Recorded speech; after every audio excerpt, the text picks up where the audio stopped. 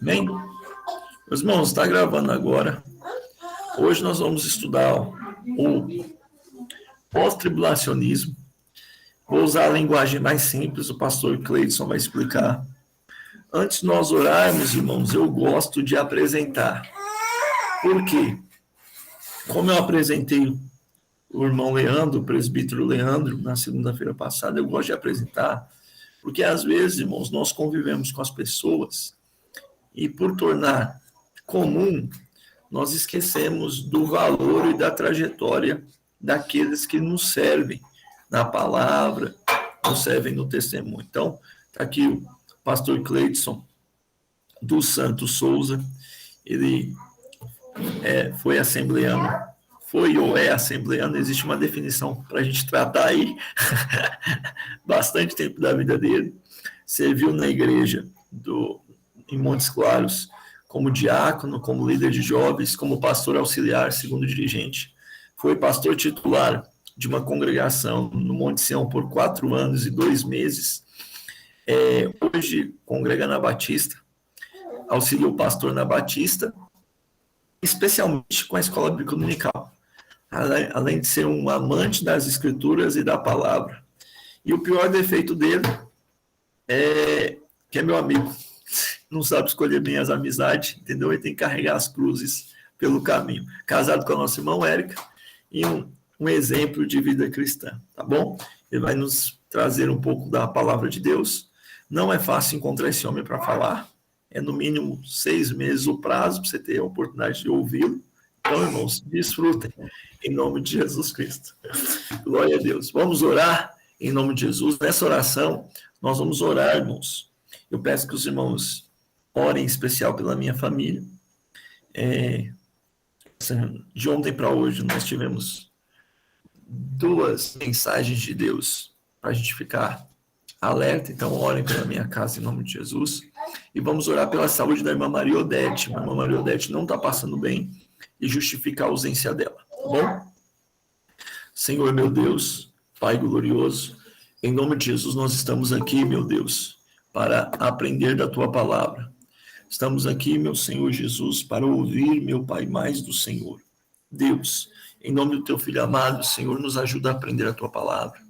Meu Deus, nos ajuda a ver novas visões teológicas, meu Pai, não para criar partidarismo, não para menosprezar os irmãos, Pai, mas para que nós tenhamos um entendimento claro da Tua Santa Escritura. Meu Deus, o Senhor é um Deus que cura. Então, meu Pai, dá saúde à irmã Maria Odete, meu Pai. Lança por terra todo mal, toda seta de enfermidade, toda disposição. Meu Deus, cobre minha casa com Teu sangue, Senhor. Meu Deus amado, nós estamos na batalha por amor do Teu nome. Guarda os meus, meu Pai, para a glória do Teu nome, eu te peço humildemente. Usa mais uma vez o pastor Cleidson para a Tua glória, em nome de Jesus. Amém. Pai do seu irmão Judá, apareceu, né? Glória a Deus. Glória a Deus. Estava na oração, mas também. Amém. Vamos lá, pastor Cleidson. Eu vou fechar. Há 2 coisas, pastor. Eu vou fechar o meu microfone e normalmente eu vou digitando um resumo do que as pessoas estão ensinando para ficar gravado no vídeo, para poder baixar o texto, tá bom? Então, se você vê eu repetindo o que você está falando, é só para fixação, tá bom? Tá bom. Deus abençoe. Então, Judá chegou, cumprimentei os demais, Deus abençoe. Pai do Senhor Judá, agradeço mais uma vez. Mais uma vez não, agradeço, né, pelo convite. Da outra vez que eu agradeci, dessa vez ainda não. Deus abençoe. E eu queria começar dizendo que eu estou engatinhando como uma criança nessa temática da escatologia. Eu preciso me dedicar mais. Então, o que eu vou trazer aqui é mais uma percepção das minhas leituras, e que eu vi que se encaixa melhor com o chamado pré-milenismo histórico. Eu vou explicar essa visão, né? Eu coloquei até o subtítulo para ficar mais claro, pus aí uma percepção pós-tribulacionista, e milenista. Eu nem sei se eu poderia usar esse termo milenista, né? Alguns usam milenarista também, mas eu acho que está correto. Acerca do fim dos tempos. Então, eu vou fazer uma apresentação geral das visões e vou focar mais nessa visão. Então, como eu disse, eu estou engatinhando, então não sei, não tenho conhecimento profundo, mas vou passar aquilo que eu adquiri até o momento, né? Mas com base na minha leitura, eu não peguei nenhuma visão para estudar a fundo e ficar, entre aspas, bitolado nela, não. Eu estava estudando, lendo a Bíblia normal e fui enxergando essa realidade aí. Então eu percebi, depois eu vi que era de fato essa linha teológica, né? Como eu preciso estudar mais a fundo, pode ser que em algum momento eu venha ter algum ponto de divergência, mas no geral ela é a que melhor se encaixa com aquilo que eu entendo das escrituras. E se tiver alguma dúvida, pode me interromper, tá? Então eu fiz aí um sumáriozinho do que eu vou. Ô, pastor, só uma pergunta. O senhor prefere ser interrompido ao longo ou responder no final? Pode ser no final. Eu acho que vocês conseguem anotar a pergunta e no final me passar, que eu acho que assim fica melhor para mim.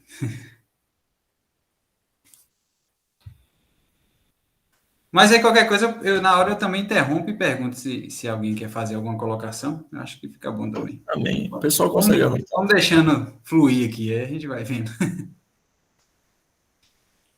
A ideia minha é passar esses 4 pontos aí. Primeiro é uma visão geral sobre as interpretações acerca do fim dos tempos. Eu pus algumas gravuras. O segundo ponto é a percepção da linha pré-milenista histórico, né, acerca da segunda vinda de Cristo. Depois a terceira é a percepção acerca do milênio. E, por fim, é só fazer um resumo, uma consideração final sobre o que a gente conversou aqui. Então, aqui tem uma amostra aqui do que seria a divisão das linhas de pensamento acerca da escatologia. Se a gente olhar do lado esquerdo, né? Deixa eu ver se eu consigo. O mouse aqui. Então, tem as interpretações sobre o milênio. Então, a gente poderia dividir essas linhas de pensamento em 2, que seria em relação ao milênio ou em relação ao arrebatamento. Se a gente for dividir em relação ao milênio, a gente tem 3 possibilidades, que é o amilenismo, onde o amilenismo vai ser aquela visão que considera o milênio de forma simbólica, acho que a gente talvez possa usar esse termo. É uma linha que acredita que nós já estamos nesse milênio, que esse milênio não é literal. Depois nós temos o pré-milenismo, tá? Perdão, essa linha aqui de pensamento, ela enxerga que Jesus ele virá após a tribulação e depois do milênio, considerando que esse milênio não é literal, ele é simbólico e que nós já estamos nele. A segunda linha teológica, que é o pré-milenismo, ele se divide em 2 pontos, né?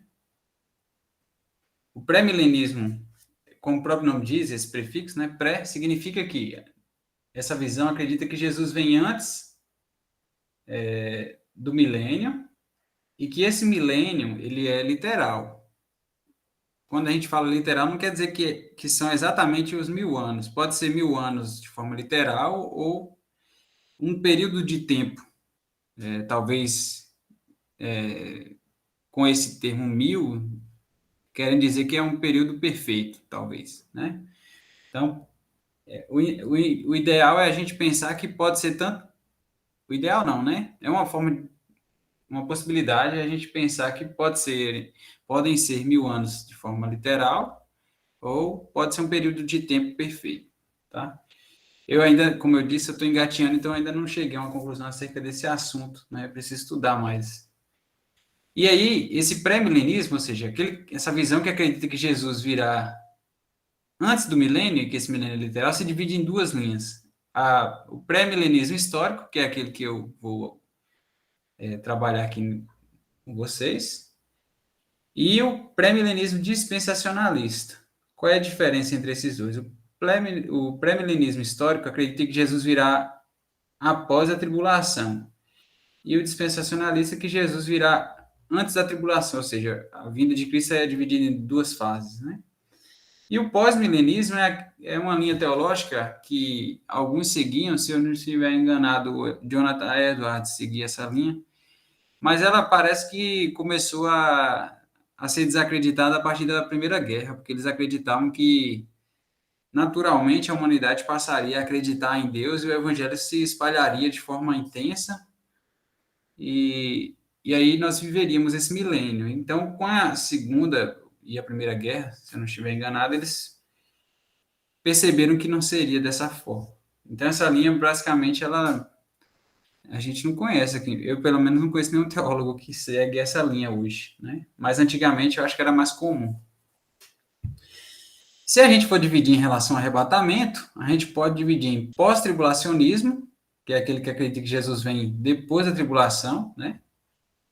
Que tanto o amilenismo quanto o pré-milenismo histórico acredita nisso, né? Então, a gente poderia ver dessa forma. Então, o pós-tribulacionismo, que acredita que Jesus vem após a tribulação. Então, tanto o amilenismo como o pré-milenismo histórico segue essa visão. Aí tem o MID, né, que é uma variante do dispensacionalismo. E também tem o pré-tribulacionismo, que é o dispensacionalismo também, né?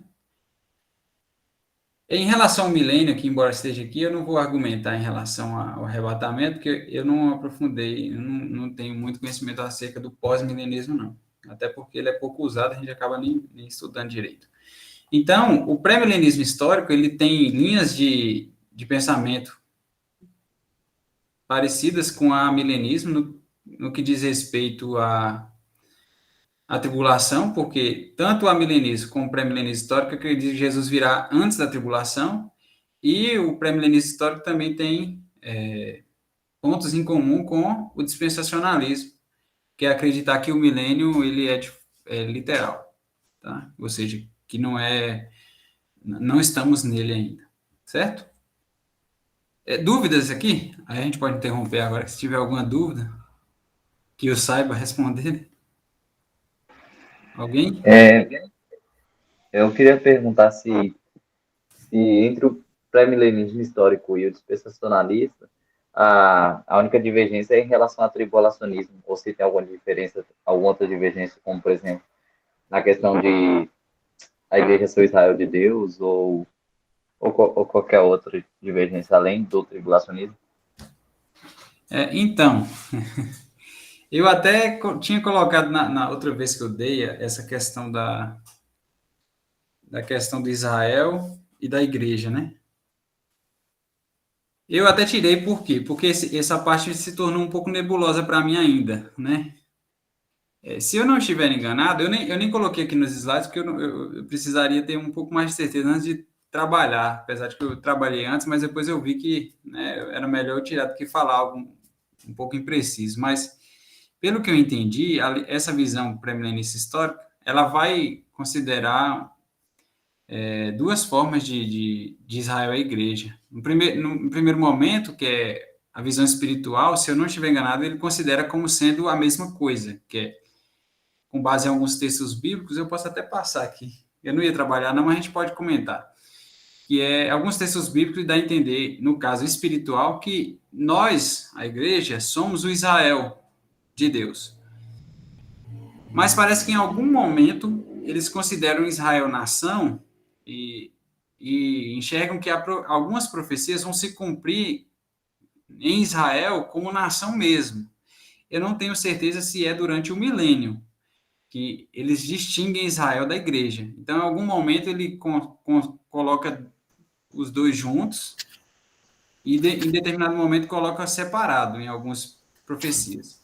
Mas, como eu ainda não aprofundei o meu conhecimento acerca disso, eu preferi retirar e comentar só sobre o arrebatamento e o milênio. Mas essa distinção é importante de Israel e a igreja. Pastor, posso comentar?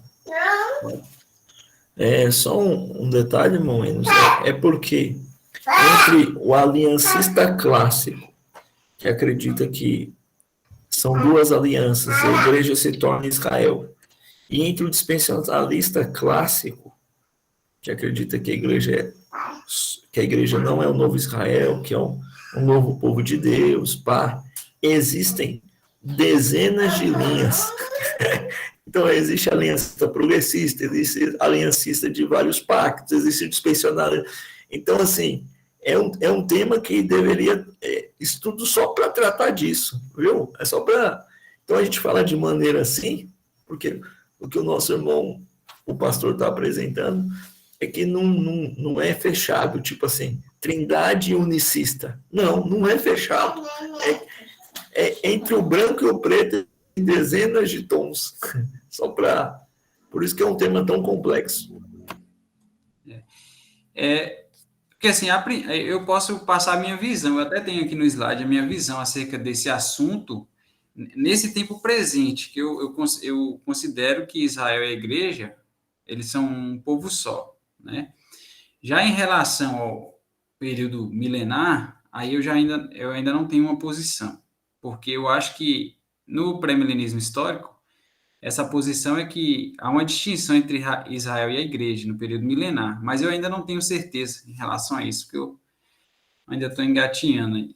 Tá, Enes? Mas no final a gente pode discutir. Eu passo alguns textos bíblicos que me levam a crer que Israel e a igreja hoje é um povo só que eu também tenho dificuldades em algumas passagens que parecem mostrar que é Israel como nação e não a igreja como um todo. E essa parte aí é um pouco nebulosa. Eu acho que a linha pré-milenista histórica ela nem sequer fecha.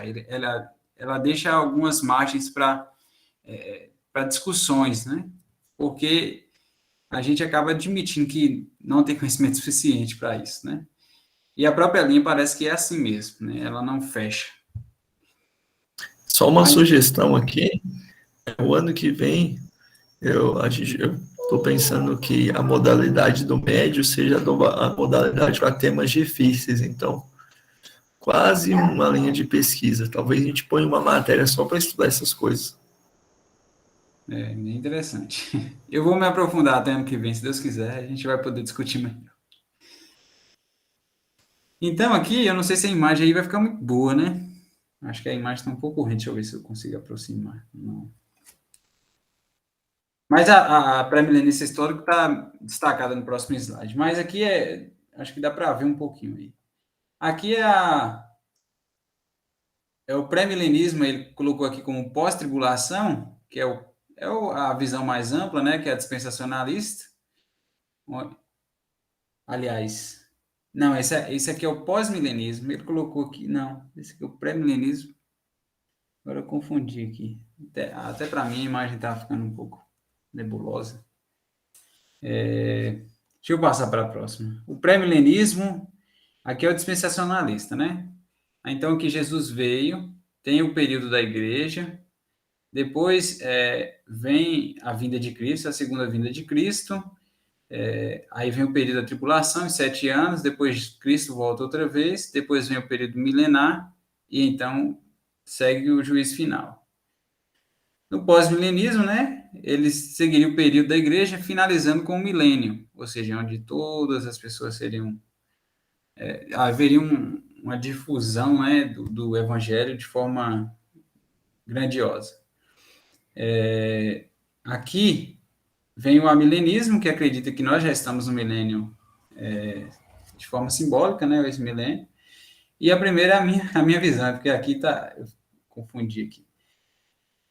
Então, aqui é o pré-milenismo histórico, que acredita que Jesus veio, vai seguir, aí vai acontecer a tribulação, depois vem a segunda vinda de Cristo, período milenar, e então o juízo final. Nessa outra imagem aqui fica mais claro. Então, Jesus veio, nós estamos num período que ainda não é chamado de grande tribulação, vai seguir a tribulação, depois Jesus vai voltar e estabelece-se então o reino milenar, né?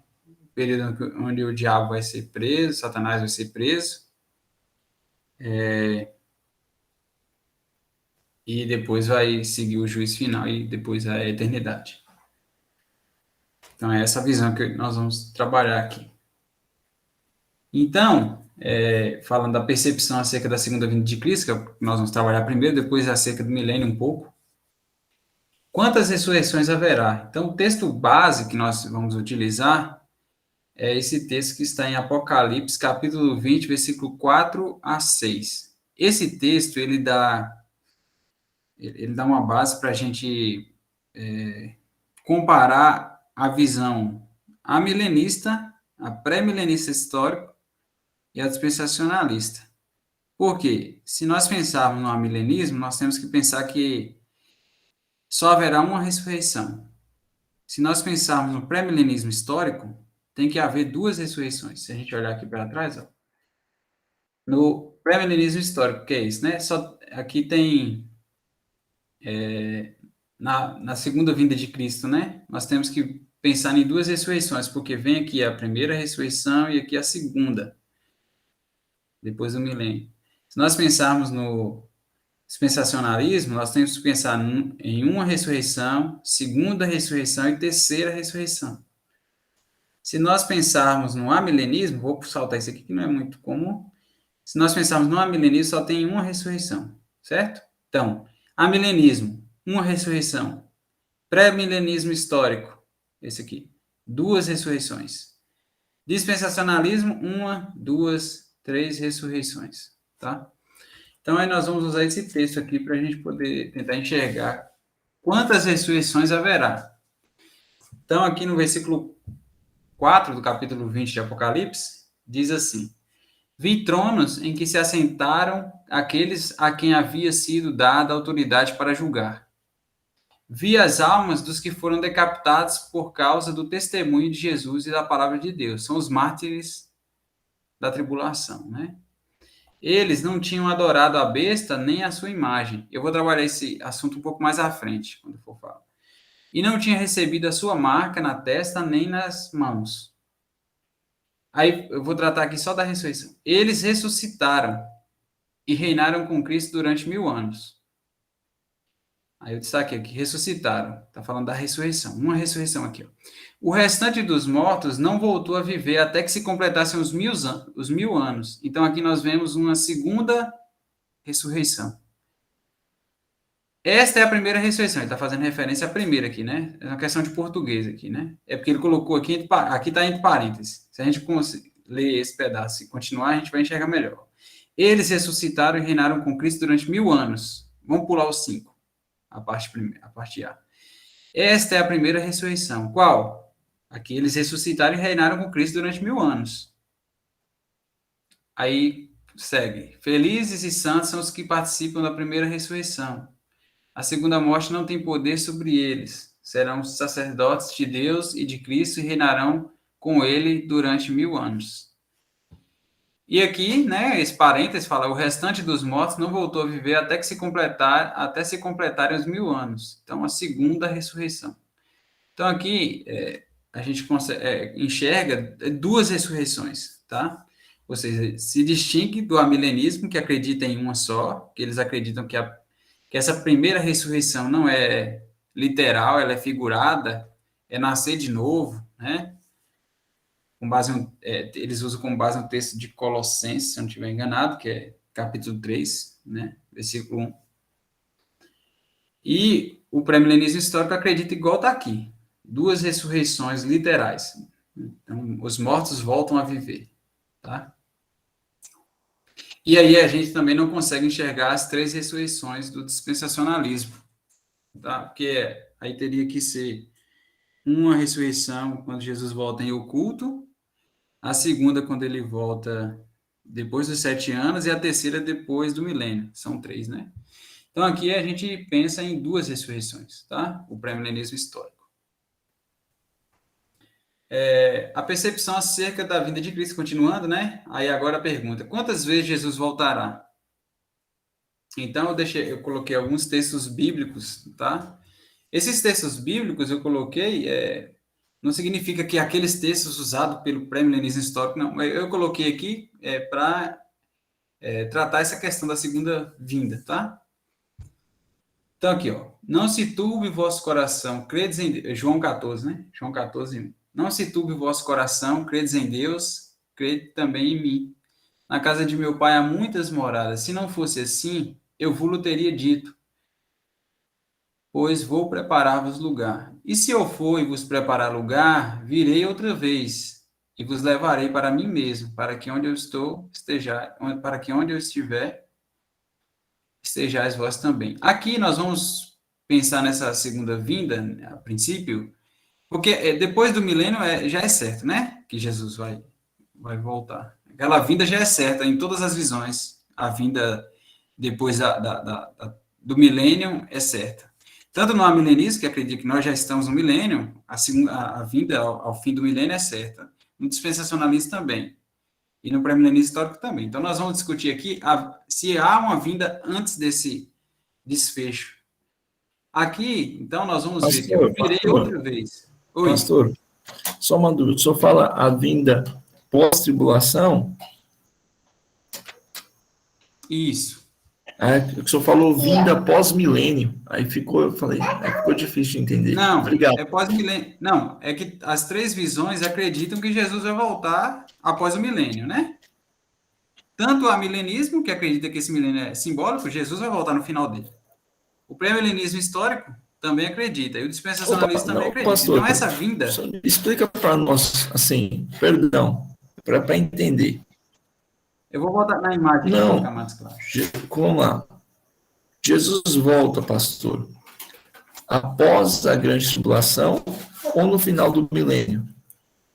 Se volta depois, não, então. Eu só estou deixando. Só te concluir, pastor. Se Jesus volta depois do milênio, como que começa o milênio? É só para ficar claro. Então, eu vou tentar explicar aqui. Ó. Em todas as visões aqui, quando vem esse desfecho aqui do milênio, todas as visões acreditam que Jesus vai voltar aqui também. Então, a discussão não é acerca dessa vinda aqui, não, no final, não. No final do milênio, Jesus volta para todas as visões. Então, a discussão é em relação a... Ele vai voltar depois da tribulação, ou no caso do amilenismo, não tem outra vinda dele? É só essa? Então, a discussão é em relação às outras, né? No final do milênio, todos veem, Jesus vai voltar. E o amilenismo acredita que Jesus vai voltar essa única vez aqui e vai findar a história da humanidade. Que é, de fato, o que todos creem depois do milênio. Só que a diferença é que o amilenismo acredita que esse milênio nós já estamos nele. Então, no final, Jesus volta. Nas outras visões também, né? No final do milênio, Jesus volta. Só que, tanto no dispensacionalismo quanto no pré-milenismo histórico, Jesus volta outra vez, antes, né? Antes do desfecho da história, daquela vinda final, aí a gente acredita que Jesus volta antes. Né? Eu vou discutir essa vinda aqui, a princípio. Então, é assim, ó. Né? Então, vamos falar em relação à tribulação agora, para ficar mais claro. Então, esse momento aqui é da tribulação. Então, quantas vezes Jesus volta? E aqui é a parte que vai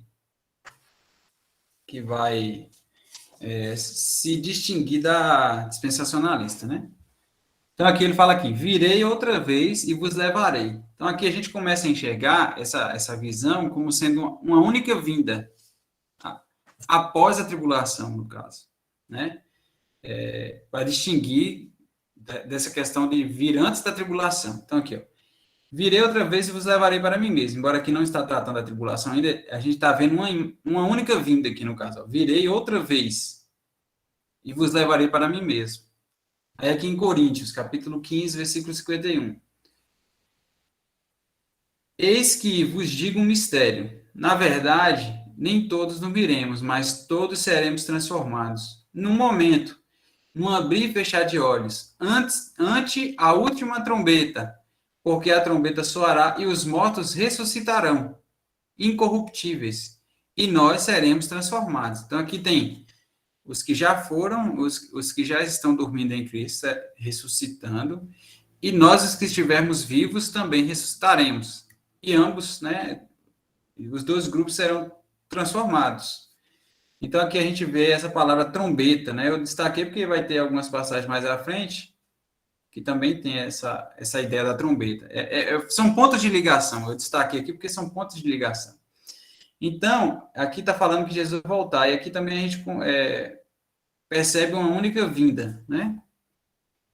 Mais à frente aqui, 1 Tessalonicenses capítulo 4, então, a partir do versículo 13. Não quero, porém, irmãos, que sejais ignorantes acerca dos que já dormem, para que não vos entristeçais, como os demais, que não têm esperança. Porque, se cremos que Jesus morreu e ressuscitou, assim também aos que em Jesus dormem, Deus os tornará a trazer com ele. Dizemos, pois, isto pela palavra do Senhor, que nós, os que ficarmos vivos para a vinda do Senhor, não precederemos os que dormem. Porque o mesmo Senhor descerá do céu com alarido e com voz de arcanjo e com a trombeta de Deus. E os que morreram em Cristo ressuscitarão primeiro. Depois nós, os que ficarmos vivos, seremos arrebatados juntamente com eles nas nuvens, a encontrar o Senhor nos ares. E assim estaremos sempre com o Senhor. Portanto, consolai-vos uns aos outros com estas palavras. Então, aqui a gente vê esse ponto de ligação aqui da trombeta, né? Só para provar que esse arrebatamento aqui é o mesmo daquele outro, né? Ao soar da última trombeta. Em Coríntios, está falando dessa última trombeta. Aqui em Tessalonicenses também fala da trombeta, né? E com a trombeta de Deus, os que morreram em Cristo ressuscitarão primeiro. Então, esses dois textos se referem ao mesmo cenário, ao mesmo acontecimento, né? Então, aqui nós vemos também a ideia de uma única vinda. Então, seguindo um pouco mais à frente. Mateus capítulo 24, versículo 29 ao 31. Imediatamente após a tribulação daqueles dias, e aqui mostrando, né, que a ideia de que esse acontecimento se sucederá à tribulação, né, virá após a tribulação. Então, imediatamente após a tribulação daqueles dias, o sol escurecerá e a lua não dará sua luz, as estrelas cairão do céu e os poderes celestes serão abalados. Então aparecerá no céu o sinal do Filho do Homem. Todas as nações da terra se lamentarão e verão o Filho do Homem vindo nas nuvens. Aqui eu repeti a palavra nuvens porque tem aqui também na anterior, mostrando esse elo de ligação e dando a entender que é um único acontecimento, né? Então, depois desse período de tribulação, eles verão o Filho do Homem vindo nas nuvens do céu, com poder e grande glória, e ele enviará os seus anjos ao som da trombeta. Então, aqui, mais uma vez, uma palavra de ligação trombeta, né? Mostrando que é a mesma cena dos versículos anteriores. E estes reunirão os seus eleitos os quatro ventos de uma extremidade de uma a outra extremidade dos céus, né? Então, aqui, quando ele fala assim, reunirão os seus eleitos dos quatro ventos, né? A gente pode pensar também não somente nos que estiverem vivos, né? Mas também, talvez, dos que estão mortos, né? Mas, de qualquer forma, isso aqui não vai trazer muitas implicações, não. Mas ele vai reunir os eleitos nas quatro extremidades, né? De uma a outra extremidade dos céus. Então, todos serão reunidos nesse grande acontecimento, que é a ressurreição, a vinda de Cristo. No caso, a segunda vinda de Cristo, que a primeira foi quando ele veio encarnado. E a segunda vinda é essa, que nós estamos lendo aqui nesses textos, né? João 14, 1 Coríntios 15, 1 Tessalonicenses 4, Mateus 24. Então, é uma única cena, é um único momento, é um único acontecimento na história, que é a segunda vinda de Cristo, né, para arrebatar a sua igreja. Então, aqui, continuando um pouco mais à frente, alguns textos ainda. 2 Tessalonicenses, ora, irmãos, rogo-vos pela vinda do nosso Senhor Jesus Cristo. Né? Aqui a gente vê até um artigo que não está explícito, não, mas aqui, pela vinda,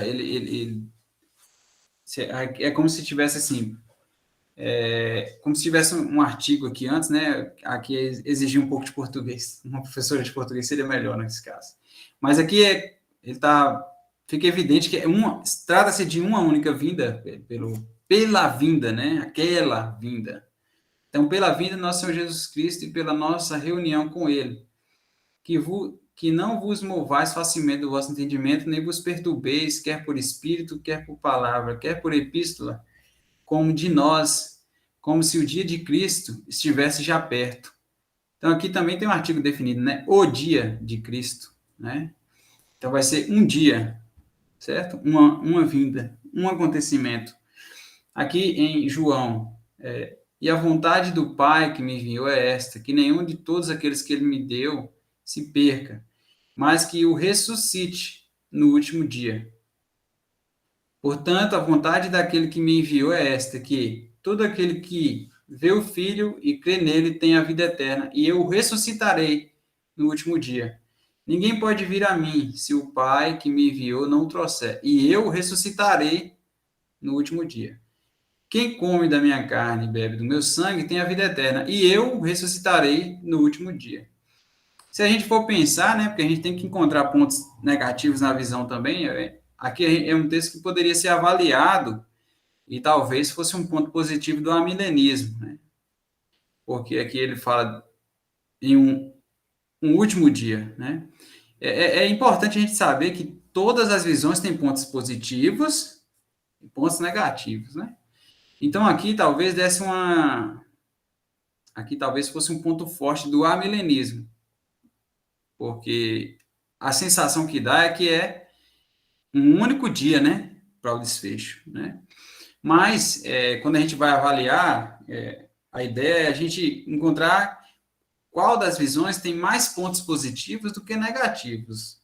Pelo menos é a minha percepção, tá? Então, o amilenismo, eu acho que ele se complica quando fala sobre uma ressurreição só, porque naquele texto lá de Apocalipse, a gente considerar que a primeira ressurreição espiritual, a segunda é física, num contexto que dá a entender que são duas ressurreições físicas, eu acho que é um pouco complicado, né? Então, talvez a gente tenha que estudar melhor esse texto, né?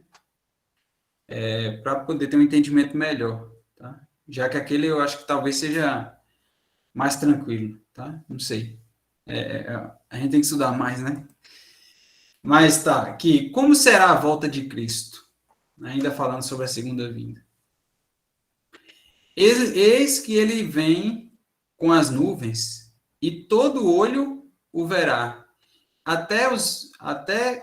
Eu acho que aqui, não sei se está errado, até mesmo os que o traspassaram, e todas as tribos da terra se lamentarão sobre ele. Sim, amém. Então aqui a gente vê que é uma volta visível. Então essa volta, ela não é oculta, né? E aqui o ponto de ligação das nuvens é para a gente ligar com esses textos anteriores aqui, né? Cadê? E que fala das nuvens, né? Das nuvens.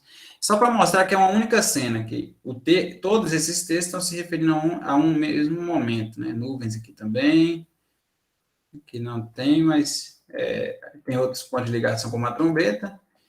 Então, mostrando que esse momento aqui é o mesmo dos outros, né? Se referir nos outros textos.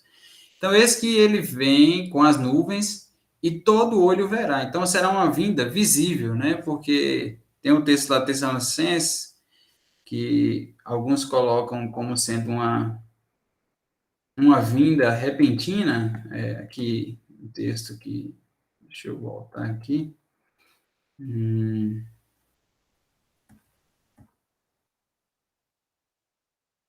Esse momento, isso aqui é um destaque que eu queria fazer, ó, nesse texto de 1 Coríntios, perdão. Fala assim, mas todos seremos transformados. Fala, num momento, num abrir e fechar de olhos. Então, se a gente for analisar o português aqui, ó, o que acontecerá num momento, num abrir e fechar de olhos? Isso aqui, ó, todos seremos transformados e não arrebatados. Porque às vezes entende-se que esse abrir e fechar de olhos é para a execução desse arrebatamento. Mas não. O texto fala o seguinte, ó, mas todos seremos transformados. Essa transformação do nosso corpo corruptível no corpo incorruptível é que se dará num momento, ou seja, num instante, num abrir e fechar de olhos. Ou seja, esse evento repentino não é o evento do arrebatamento, é a transformação do corpo corruptível no corpo incorruptível, certo?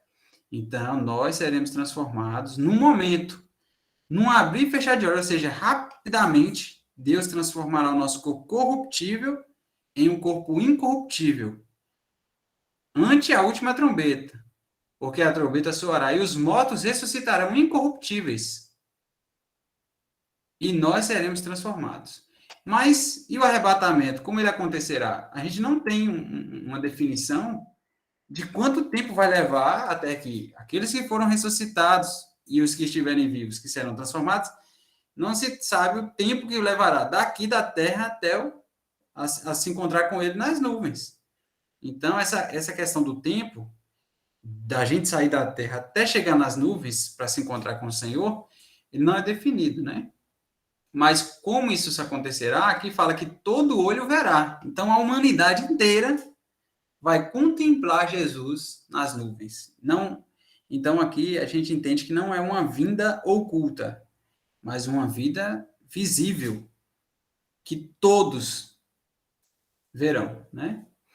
E versículo 29 de Mateus capítulo 24 fala: imediatamente após a tribulação daqueles dias, é um texto que eu já mencionei, mas agora é outro destaque, o sol escurecerá e a lua não dará a sua luz, as estrelas cairão do céu e os poderes celestes serão abalados. Então aparecerá no céu o sinal do Filho do Homem. Todas as nações da terra se lamentarão e verão o Filho do Homem. Então, todas as nações na terra verão.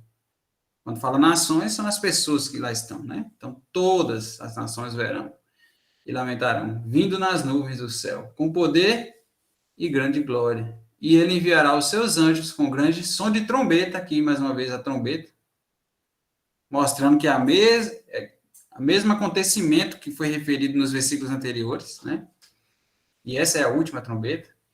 E estes reunirão os seus eleitos dos quatro ventos, de uma extremidade dos céus, de uma a outra extremidade do céu, perdão.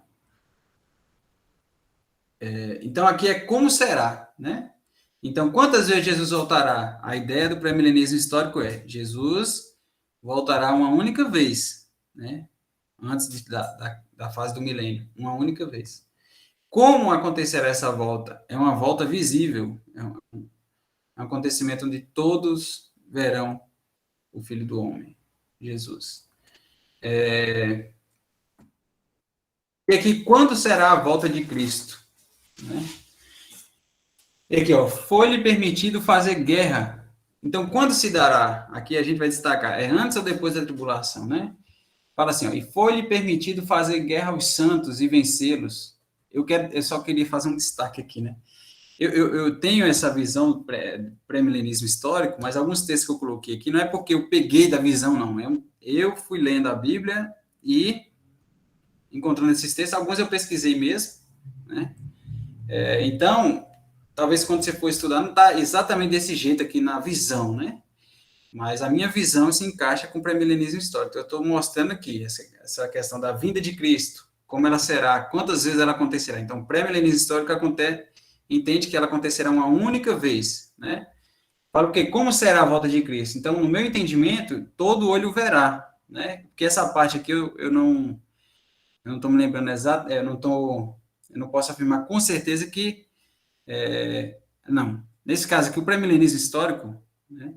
Pelo que eu conheço, o pouco que eu conheço, eu entendo que eles devem pensar dessa forma, que todo olho verá, né?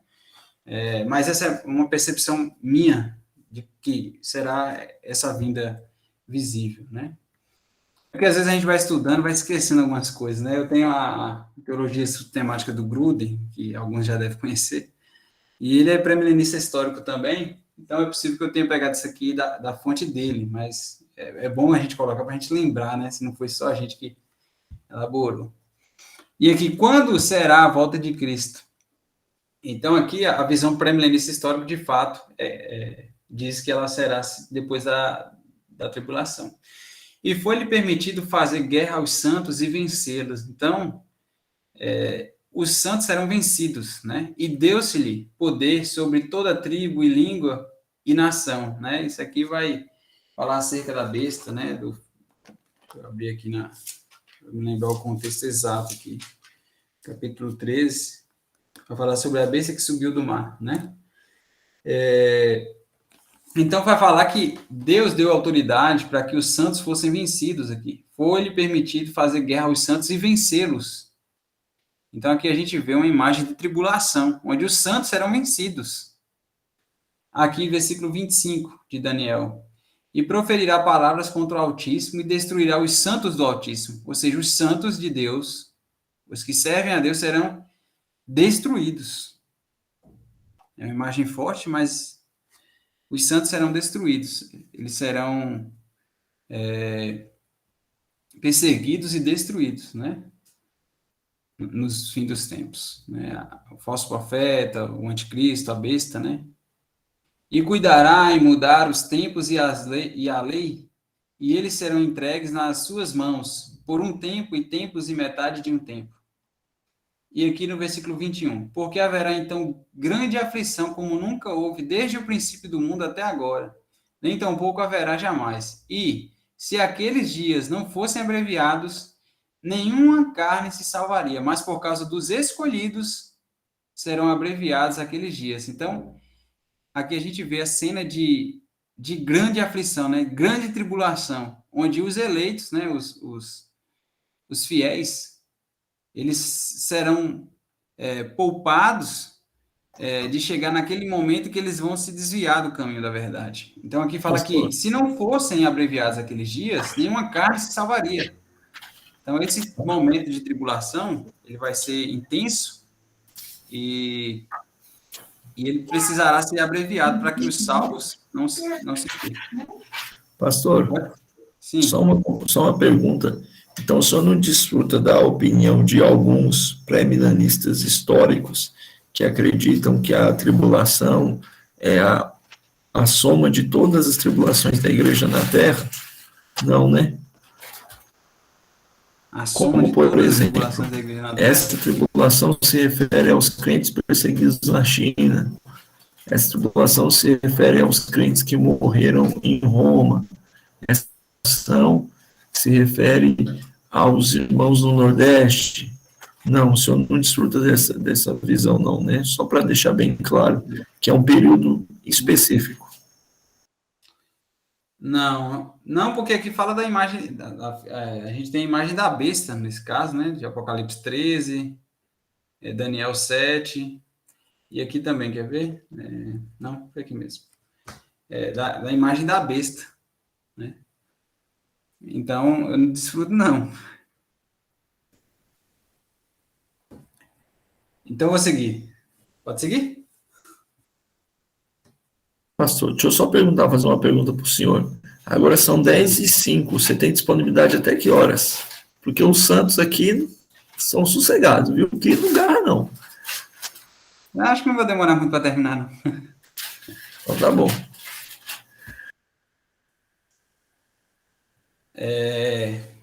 Então, aqui eu já tinha mencionado antes, né? Então, quando será a volta de Cristo aqui? Imediatamente após a tribulação daqueles dias. Né? Destacando aqui o texto que a gente já citou. E aqui, talvez responda a pergunta aí da minha visão, né?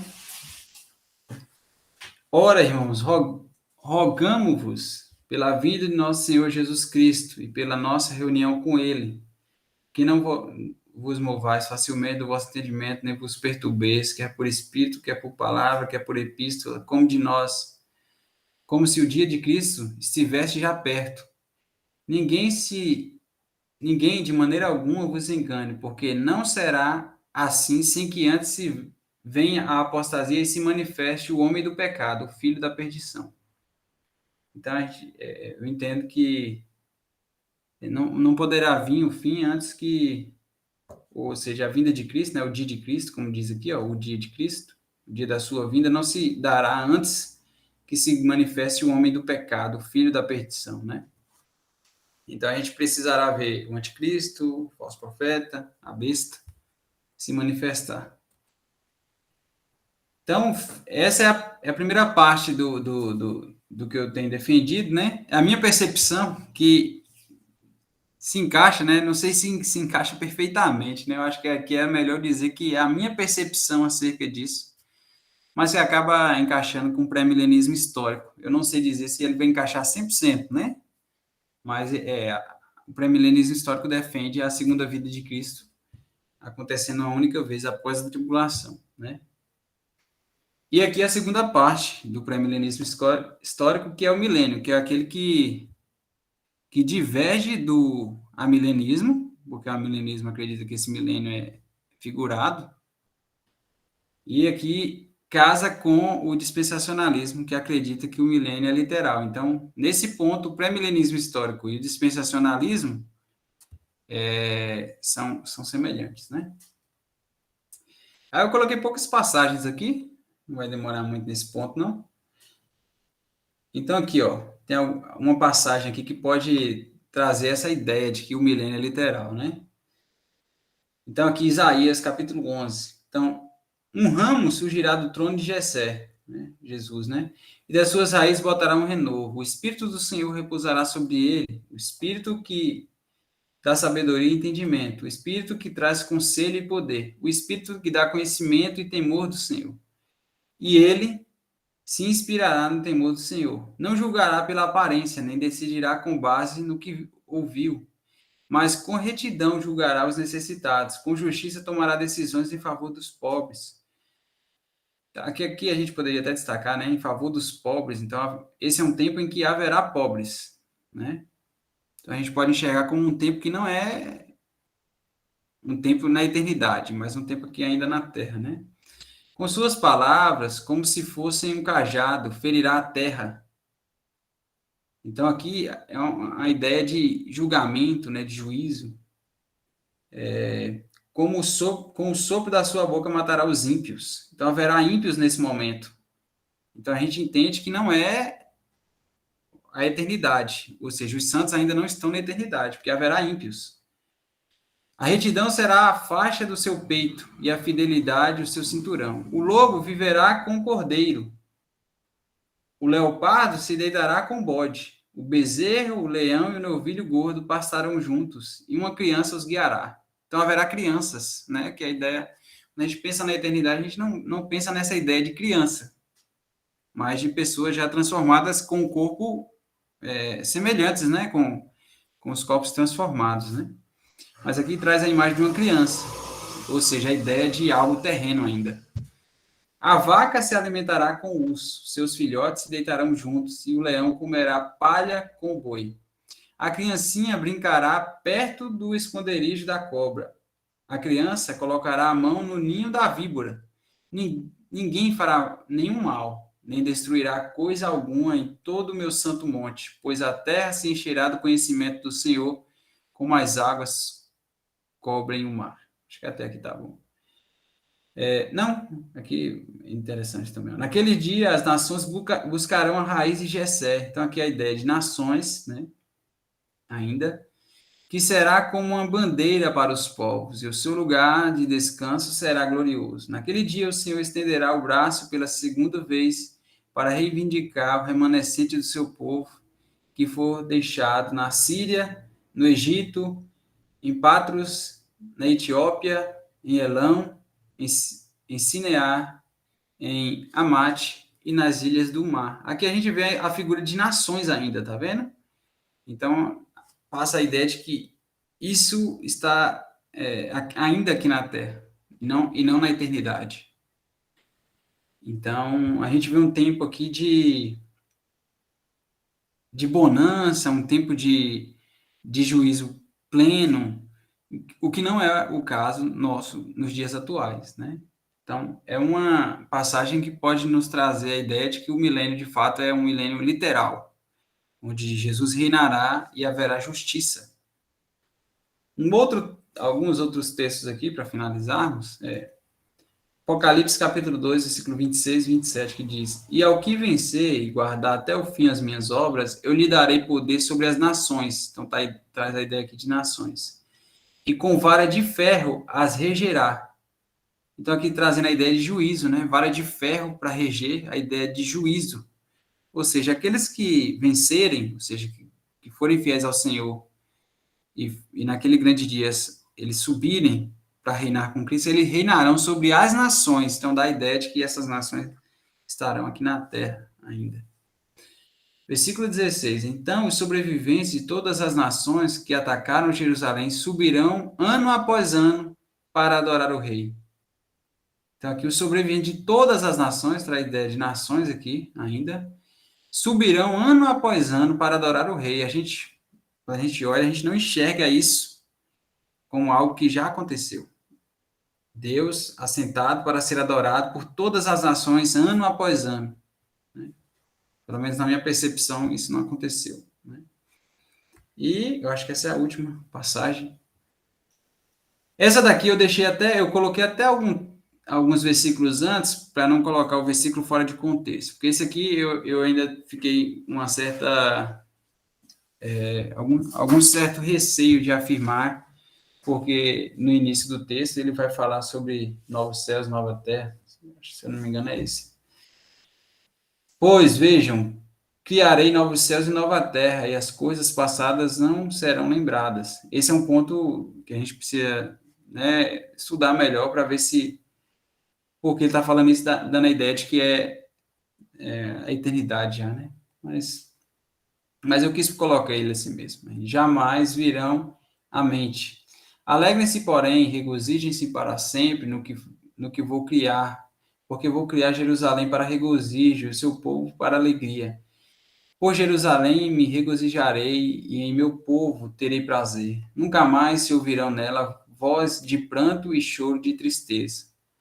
Nunca mais haverá nela uma criança que viva poucos dias, e um idoso que não complete os 100 anos de idade. Quem morrer aos 100 anos ainda será jovem. Então, aqui a gente vê a imagem de morte.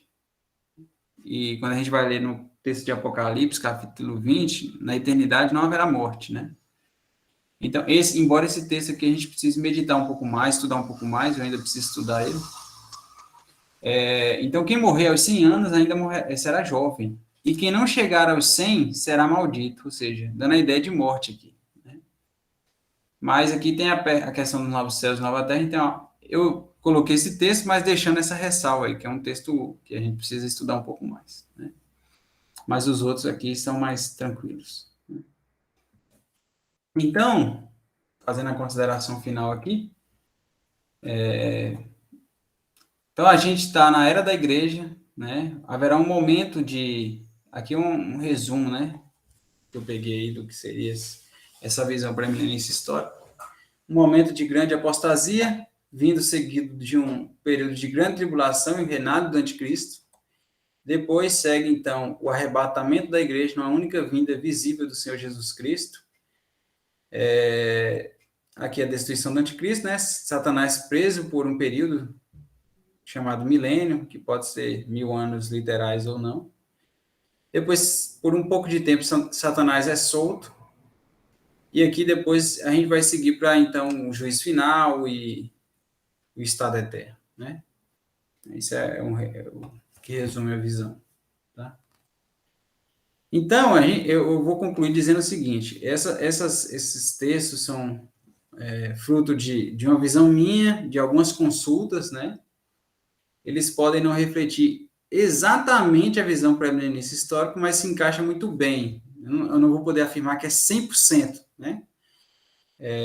Mas os pontos mais fundamentais, que é a segunda vinda de Cristo e o milênio literal, aqui eu passei para vocês, que o pré-milenismo histórico acredita na segunda vinda de Cristo visível, aliás, a segunda vinda de Cristo, né? Eu ainda preciso confirmar se eles, de fato, enxergam como visível, eu coloquei aqui a minha visão, mas eu tenho quase certeza que sim.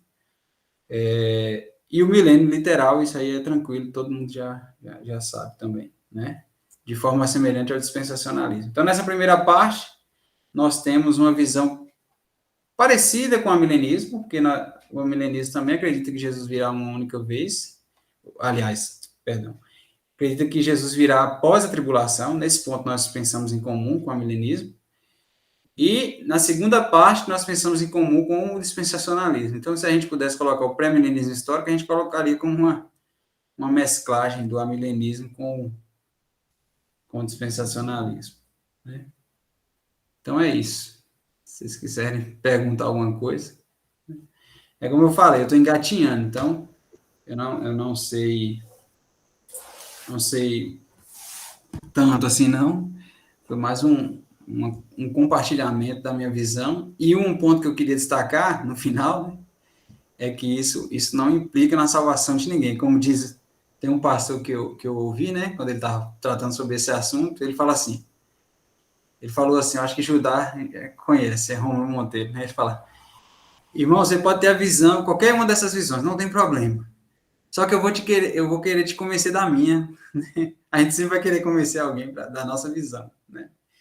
Mas isso aqui não implica, né, em questão de salvação. Isso aqui é importante. E também não é bom para a gente ficar debatendo, é bom para a gente saber, né, ter um entendimento melhor do que é a tribulação, né? Mas os pontos comuns em todas as visões é que Jesus volta, isso aí é certo. Todas as linhas de pensamento, né, tem isso em comum. Jesus vai voltar um dia e os salvos em Cristo estarão com ele para sempre na eternidade. Amém? Amém. Glória a Deus.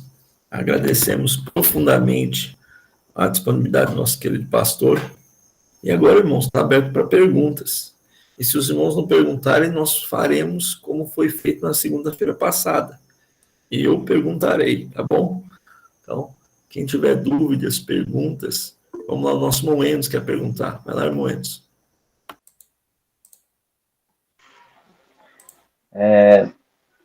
No ponto de vista do pastor Gleison, em relação à grande tribulação, a grande tribulação é para a aprovação da fé dos crentes, dos salvos, ou a grande tribulação vem para os ímpios e a igreja será guardada? Eu também vi um pós-tribulacionista defendendo assim, que como Deus guardou o povo de Israel do Egito durante as pragas, guardaria eles na tribulação, ou será a tribulação para os judeus, né? Para os israelenses, e a igreja do mesmo modo será guardada, mesmo estando na terra, mas sendo privada do mal maior que vem para a aprovação de Israel. Então, é para Israel a aprovação, a tribulação, para a igreja ou para os ímpios mesmo? A princípio, né? A princípio, eu acredito que, como diz aqui, ó, esse slide aqui reflete meu pensamento. Eu acredito que os santos, eles serão guardados no sentido espiritual, que é no sentido de, igual Estevão, né? Quando ele estava sendo apedrejado. Porque, no meu entendimento, se você afirma assim, Jesus vai guardar a igreja no período da grande tribulação, aí a gente pode pensar que, a gente poderia pensar talvez que ele não guardou Estevão, por exemplo. Mas ele guardou Estevão. Esse guardar, no meu entendimento, é um guardar espiritual, de dar força para que aquele irmão, como foi os mártires da igreja primitiva, eles estavam ali no Coliseu, por exemplo, sendo mortos, e além do período da Inquisição, por exemplo, que havia torturas cruéis, mas Deus guardou eles, não da tortura, nem do sofrimento físico. Deus guardou espiritualmente eles, dando força.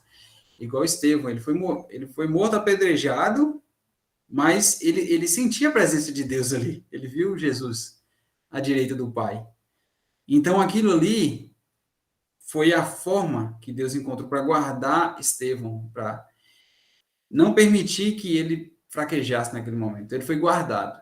Porque aqui, quando a gente vê no texto aqui, ó, fala assim que foi permitido, né, fazer guerra aos santos e vencê-los. Então, ele vai vencer, mas esse vencer não é vencer espiritualmente, é fisicamente. Então, eu entendo que esse vencer é que o povo vai ser morto, né? É igual no texto que nós lemos inicialmente aqui. Aqui também, Daniel, fala que ele destruirá os santos do Altíssimo. Que destruição é essa? É eterna? Não. É a destruição do nosso corpo, é nos matar, né? E aqui também, ó, no texto inicial, que fala assim, vi as almas dos que foram decapitados. Então, aqui tem imagem de uma pessoa que perdeu o seu membro mais importante, a cabeça, né? Por causa do testemunho de Jesus e da palavra de Deus. Eles não tinham adorado a besta e nem a sua imagem. Então, por causa disso, por serem fiéis a Deus, eles foram decapitados. E não tinham recebido a sua marca na testa nem nas mãos. Então, por serem fiéis a Deus, eles foram mortos, né, decapitados. Então, eu entendo que os santos, eles serão mortos no período da tribulação, mas serão guardados espiritualmente, ou seja, o Espírito Santo vai dar força aos crentes para não negar o seu nome. Então você não vai defender ou acreditar que essa tribulação vem direcionada para a conversão de Israel, fazendo aquela divisão das 70 semanas de Daniel. Seria essa tribulação mesmo, só questão da cronologia, cronológica mesmo. Com relação à conversão de Israel, isso aí eu ainda não vou poder opinar, que eu ainda não estudei para emitir essa opinião aí. Em relação à igreja, né, não à nação de Israel especificamente, né, que a princípio eu penso que é uma coisa só, né, com base em alguns textos, mas em relação a Israel, nesse momento eu acredito que é possível que eles vejam que Jesus, que eles crucificaram, é de fato o Filho de Deus, né? Então, nesse momento é possível que eles se convertam a Cristo, é possível nesse momento, mas eu não vou poder afirmar se exatamente sobre a nação de Israel. Eu ainda precisaria estudar um pouco mais. Mas, a princípio, né, tirando o reino milenar e algumas partes mais complexas mais à frente, porque tem algumas passagens bíblicas que fica parecendo que é Israel nação, né? Mas em outras passagens a gente enxerga que Israel e a igreja são um único povo. Quando nós lemos em algumas cartas, como a carta aos Gálatas, quando Jesus vai falar que, quando o apóstolo Paulo vai falar que nós somos um só agora em Cristo, né? Eu até tenho um slide aqui. Deixa eu ver se eu consigo exibir aqui. Eu até tinha deixado ele aqui, mas deixa eu ver aqui se eu compartilho.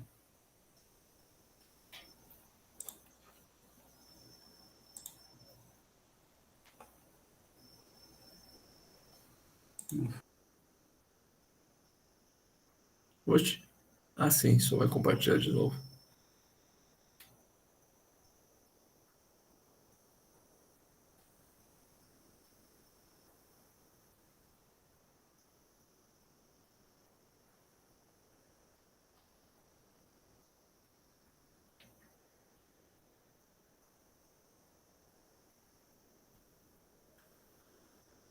Pastor?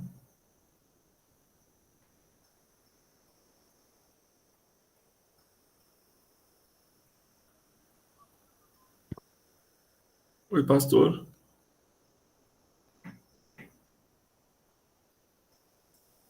Aqui, pronto. Tá mudo. Tá mudo. E o slide não apareceu.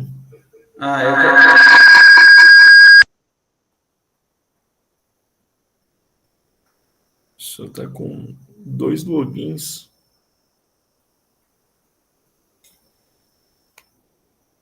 Acho que agora não vai dar eco, não. Deixa eu tentar compartilhar aqui, porque...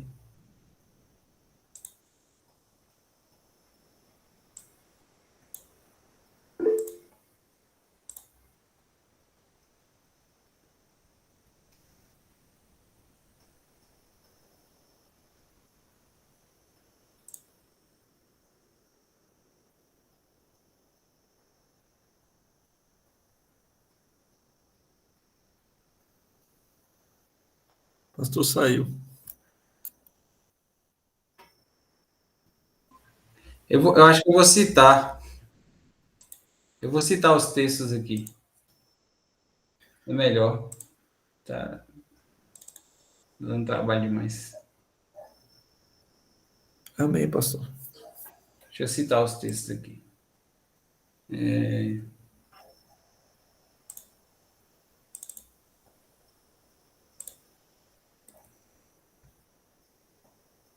Romanos 9:6, que vai dizer o seguinte, Romanos 9:6 a 8, que diz assim, nem todos os descendentes de Israel são Israel, nem por serem descendentes de Abraão passaram todos a ser filhos de Abraão.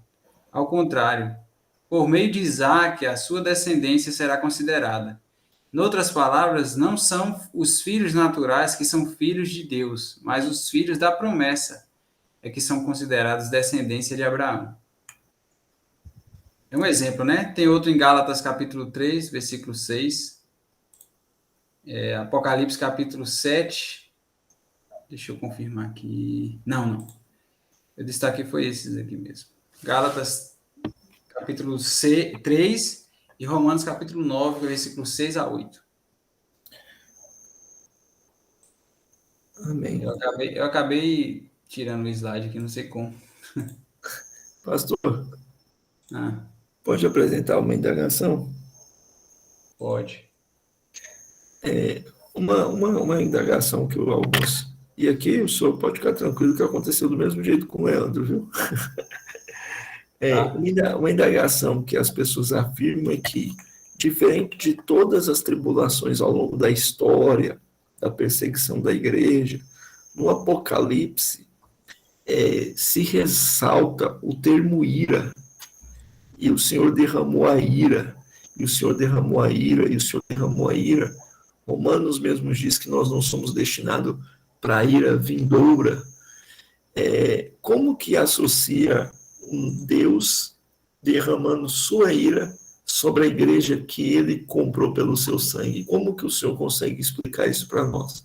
E por último, uma outra dúvida que sempre aparece na questão pré-milenista histórica é sobre a iminência. Se a gente sabe que o anticristo vai aparecer primeiro, então, como saber que a volta de Cristo será uma surpresa? Então, sobre essa última pergunta, o Wayne Gruden, por exemplo, ele coloca a possibilidade, né, do anticristo já ter vindo. Ele fala que é pouco provável, mas é possível que o anticristo tenha vindo. Eu não vou lembrar exatamente a época, porque houve a profanação do templo de Israel, né? E ele falou Aproximadamente assim, 70. isso, Aproximadamente 70, 100 antes de Cristo. isso, é isso mesmo. Então, o templo foi profanado, conforme diz as escrituras, então ele fala que não é provável, mas é possível. E isso nos dá uma certa incerteza quanto à vinda de Cristo, porque se já aconteceu, ele pode voltar a qualquer momento, de qualquer forma. E outro pensamento que é meu, não é do Wayne Gruden, é como a gente viveu esses últimos dias de pandemia. A gente acabou acostumando com a pandemia, de forma que a gente... Aquilo que antes era surpresa, depois de um tempo acabou se tornando comum, né? Então, qualquer governo, depois de um certo tempo, você acaba acostumando com ele. Então, no caso da linha pré-milenista histórica, esses 7 anos não são literais. Então, é possível que o anticristo governe. Ô pastor, eu nem pergunto sobre os 7 anos, eu pergunto sobre o seguinte: a partir de aconteceu a manifestação do anticristo, então nós temos um período ali de tempo limitado para a volta de Cristo. E esse é o problema, que é como explicar a iminência. Então a igreja viu o anticristo se manifestar, gente, Jesus está voltando. Então, e aí? Essa é a grande detalhe, né? Isso. É porque todos os pontos têm falhas, né? Todos os pontos têm falha. O Inigrud resolveu colocando a possibilidade dele já ter vindo, né? Eu já penso que esse governo, né, aí acaba ficando de uma certa forma previsível mesmo. É por isso que eu tenho que estudar mais, né? Mas depois que se manifestar, vai ser um governo comum entre aspas, onde as pessoas vão se acostumar. E como não há, no caso do pré-milenismo histórico, esses 7 anos literais, então depois da manifestação ele pode voltar em qualquer momento. E as pessoas acabam se acostumando, igual na pandemia. As pessoas se acostumaram. E aí começou aquilo que antes era, né, as pessoas estavam temendo e tal, e depois eles se relaxaram. Então eu acredito que isso possa acontecer também, né? Mas a questão da iminência realmente eu acho que talvez seja colocado como talvez um Amém. ponto mais Vamos negativo, ouvir o talvez, né? nosso irmão Enos, aí o senhor responde sobre a ira. Fala, irmão Enos, talvez o senhor tenha algo a acrescentar. Não, eu só ia dizer que o Ângelo Bassi defende essa questão da iminência pelo fato de que, quando fala de o dia e a hora, ele está falando, isso não anula o fato da pessoa ter uma ideia de época ou de tempo, assim, aproximado. E ele lança uma analogia com o casamento judaico, como, por exemplo, que o noivo ia conversar com o pai da noiva, da indicada, né, para pedir o casamento, e depois ele voltava para a casa dele para preparar o lugar para a noiva, né? E era um tempo de aproximadamente um ano.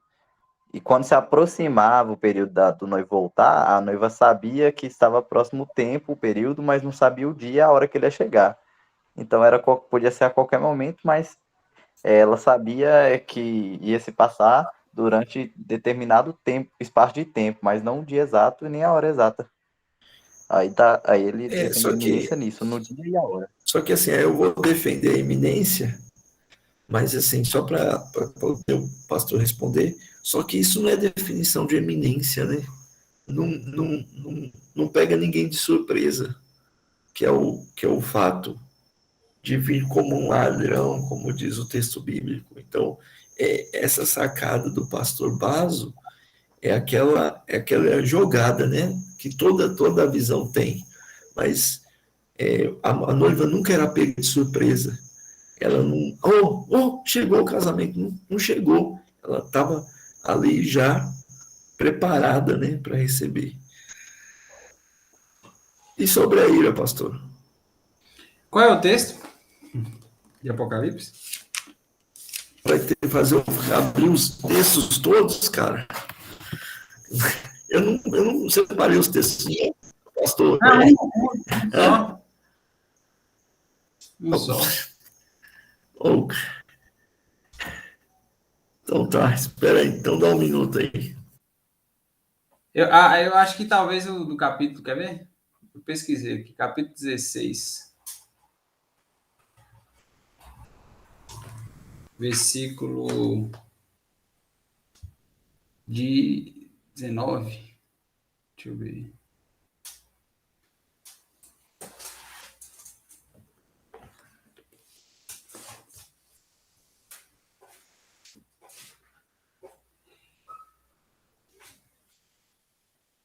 Falou qual versículo, pastor? É 16 e 19 de Apocalipse. Deixa eu abrir aqui. Tem o Apocalipse 6 também.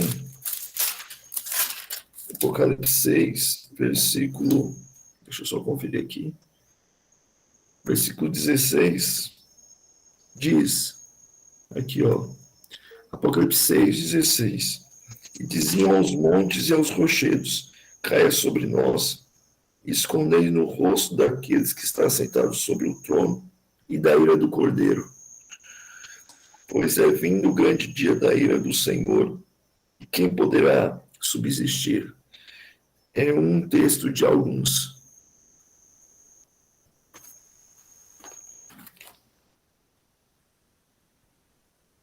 É 6? 16? Isso. Texto, né? Essa frase sobre a ira, o cálice da ira de Deus transbordou, é recorrente no Apocalipse. Esse aqui eu vou ficar devendo. Eu não vou emitir opinião sem analisar melhor. Isso eu vou ficar devendo.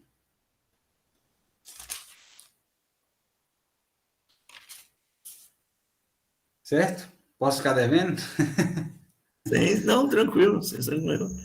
É porque aí uma das explicações é que Eu a dei. ira, uma das explicações é que, assim como eu explicando na visão do Senhor, tá?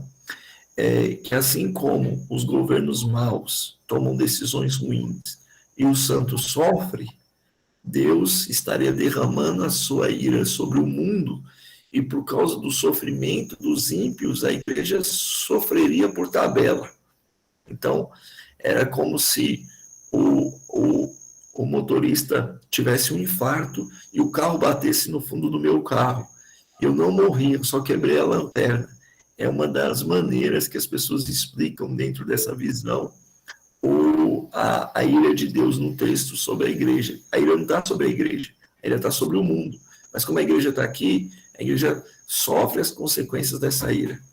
É tipo assim, essa é a jogada. Eu tenho que analisar melhor, mas a princípio eu fico pensando que essa ilha não é terrena. É uma ilha porque eles vão ser condenados para a eternidade, né? Eu penso que essa ira ela vai desaguar na eternidade. Não, pastor, só que assim, tem um problema, por exemplo, as taças da ira de Deus são derramadas, e cada taça descreve um flagelo humano. Então, essa que é a ideia da explicação do Certo? problema na linha, né? Aí essa é uma das respostas que se tem, que eu estou apresentando. Pode responder, pastor, pode falar. Não, alguém perguntou ou levantou a mão, Vamos lá, Henrique. ajudar primeiro, depois Enos. Na verdade, eu só ia comentar Apocalipse 3:10, que vai falar sobre a igreja ser guardada, né, basicamente. E tá falando para uma das igrejas no Apocalipse, alguma das igrejas que eu esqueci qual que é. Mas é que eu fechei a Bíblia aqui. Esse é um texto pré-tribulacionista que diz que Deus o guardará da hora da tribulação que há de vir sobre toda a terra. Esse texto não encaixa muito no tema do pastor, não. Dá problema para ele. Entendi. Eu só queria saber o que, pro pós-tribulacionismo, o que seria esse guardar. Então, eu entendo que esse guardar é guardar não fisicamente, é espiritualmente. Como o exemplo que eu dei de Estevão. Como o exemplo que eu dei de Estevão, né? Não é guardar fisicamente, mas guardar espiritualmente. Entendi. Mas ok, era só isso mesmo. Preservar.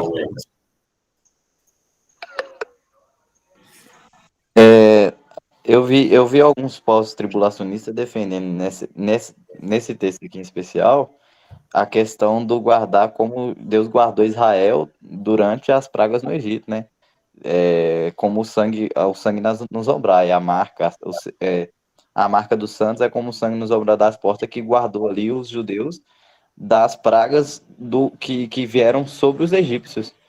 Aí alguns vão defender que em da semelhança de como aconteceu naquele período em que Deus guardou o povo de Israel de toda a ira que ele derramou sobre os egípcios, aqui também Deus pode estar guardando os santos nesse sentido, não privando eles de ver tudo isso, mas sim guardando eles, protegendo de receber diretamente essas pragas, que inclusive ele vão dizer que a semelhança das pragas do Egito, esses 7 selos trombetas são bem parecidos, são coisas que acontecem assim que se assemelham às pragas derramadas no Egito também, então que eles seriam guardados nesse sentido.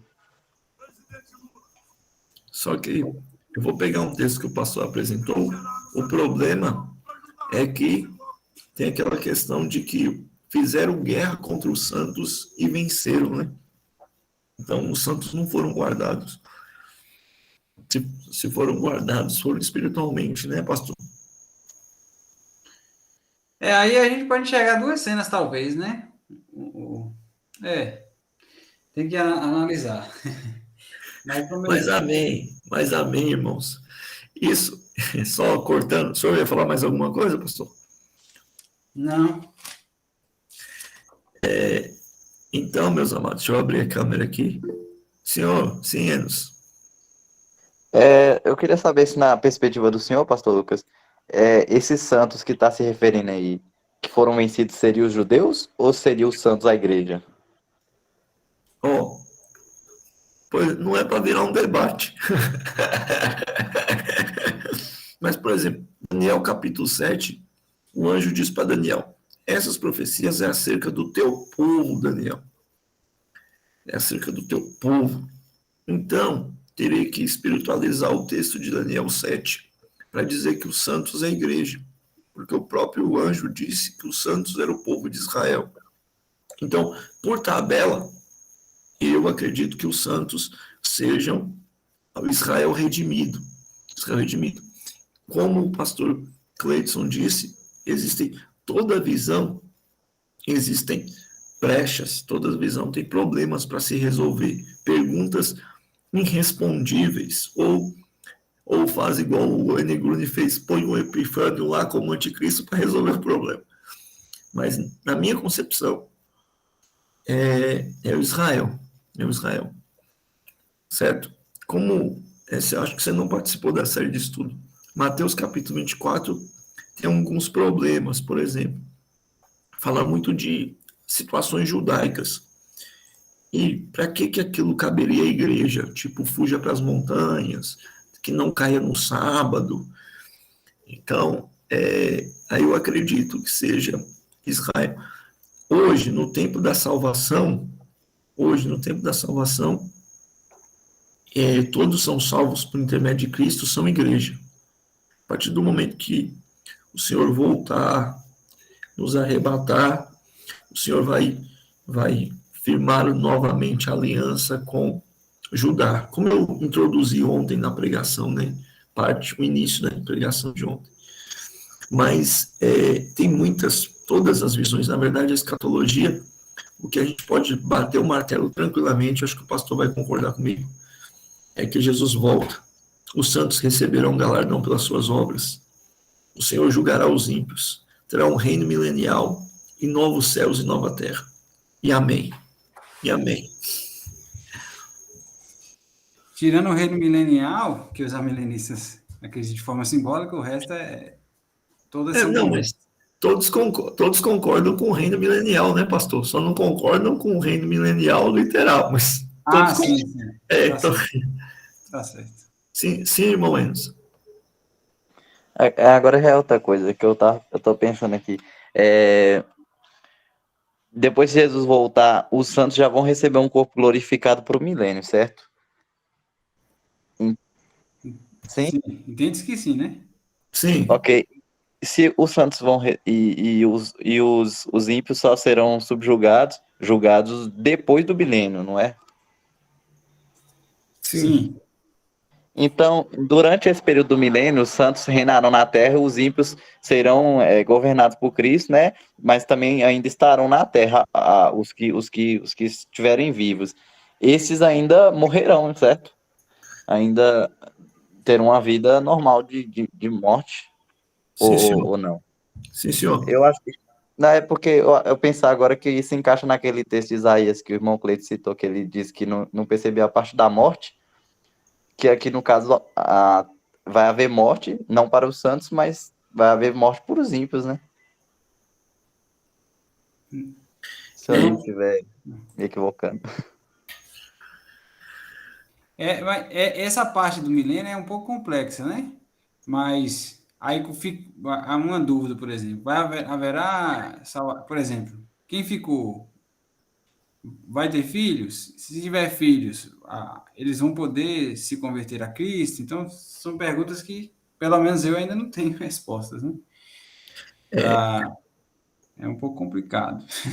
Essa questão da população do milênio é um fator, assim, que me faz pensar que a igreja não estará aqui. Porque porque tem que sobrar alguém, né?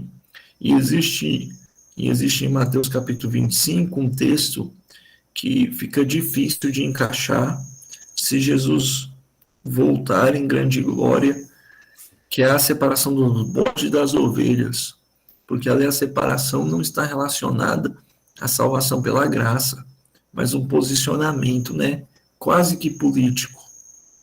Então, se a gente espiritualizar ali, então as pessoas que fazem bem aos crentes têm um lugar na vida eterna, e as pessoas que fazem mal aos crentes não têm. Então, mas isso aí é pano para manga.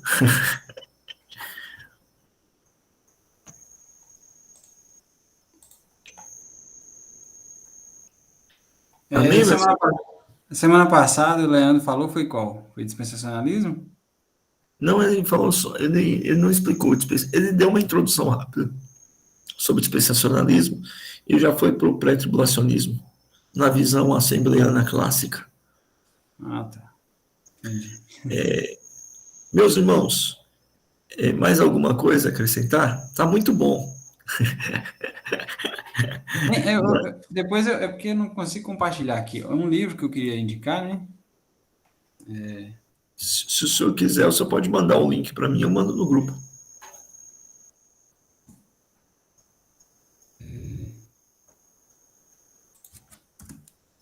É um livro de Milaj Erickson. Ele é famoso, assim. Ele tem uma teologia sistemática, né? Deixa eu só pegar aqui a capa do livro aqui. Eu baixo e tento compartilhar. Deixa eu ver se vai.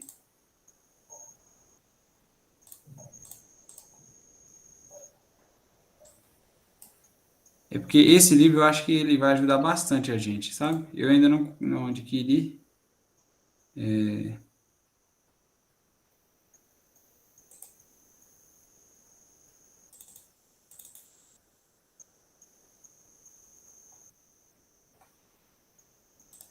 Deixa eu colocar aqui. Ver se dá para enxergar aí.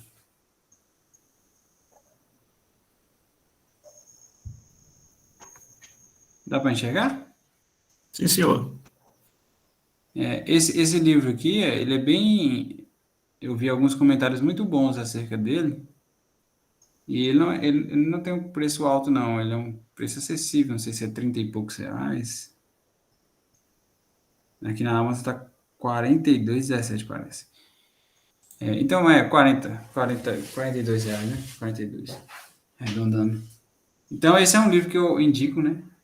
Eu ainda não comprei, mas pelos comentários que eu vi, ele é um livro que dá uma visão geral acerca das visões e coloca os pontos positivos e negativos de cada visão, que é uma coisa muito boa. Ele é meio neutro, né? Embora ele seja pré-milenista histórico, os comentários que eu vi falam que ele aborda o assunto de forma imparcial. Então, isso é bom, né?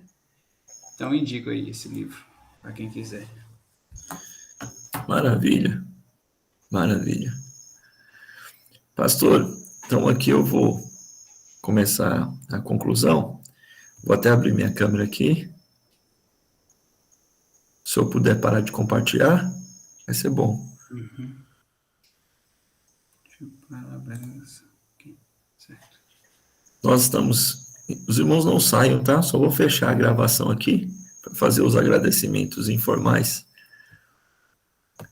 Aqui. Parar. Gravação.